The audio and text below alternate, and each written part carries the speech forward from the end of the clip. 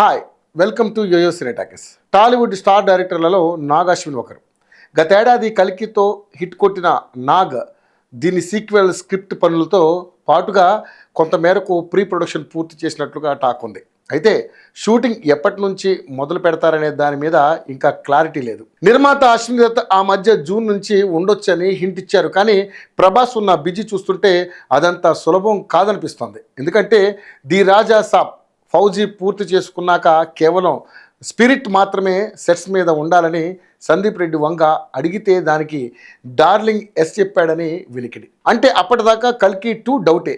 So అంత సమయం వేచి ఉండటం కన్నా ఈలోగా మరో ఫ్యాన్ ఇండియా మూవీ తీస్తే ఎలా ఉంటుందనే ఆలోచనలో నాగ్ అశ్విన్ ఉన్నట్లుగా సమాచారం. RRR హీరోయిన్ ఆలియా భట్తో ప్రాథమికంగా కథకు సంబంధించి చర్చించినట్లుగా కూడా టాక్ వినిపిస్తుంది. అయితే ఫిమేల్ ఓరియంటెడ్ సబ్జెక్టు కావడంతో ఆమెనే మొదటి చాయిస్గా పెట్టుకున్నాడట. కానీ ఆలియాకు డేట్ల సమస్య ఉంది. ఆల్ఫా, లవ్ అండ్ వార్ చాలా మూవీలు తన చేతిలో ఉన్నాయి. అన్ని వివిధ దశల్లో ఉన్నాయి. కానీ ఏది పూర్తి కావడానికి దగ్గరలో లేదు.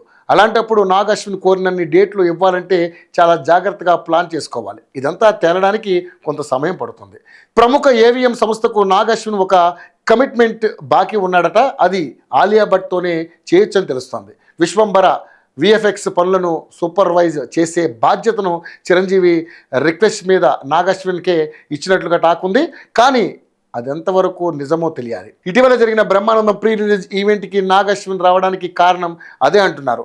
వైజయంతి బ్యానర్తో అనుబంధం దృష్ట్యా నిజంగా చిరు అడిగి ఉంటే కాదని అనకపోవచ్చు. ఇదంతా ఎంతవరకు నిజమనేది తెలియాలంటే అధికారికంగా ప్రకటన వచ్చేంత వరకు ఆగాల్సిందే. హాయ్, హలో, మెస్మరైజ్ చేసే మూవీ ముచ్చట్లు, రిలీజ్ అయిన వెంటనే రివ్యూస్, మీ అభిమాన తారల రియల్ స్టోరీస్, సినిమా సమాచారం ఏదైనా క్షణాల్లో మీ చెంతకు. మరింకెందుకు ఆలస్యం, యోయో సినీ టాకీస్ ని సబ్స్క్రైబ్ చేసుకోండి. హలో, నోటిఫికేషన్ కోసం గంట కొట్టడం అస్సలు మర్చిపోకండి.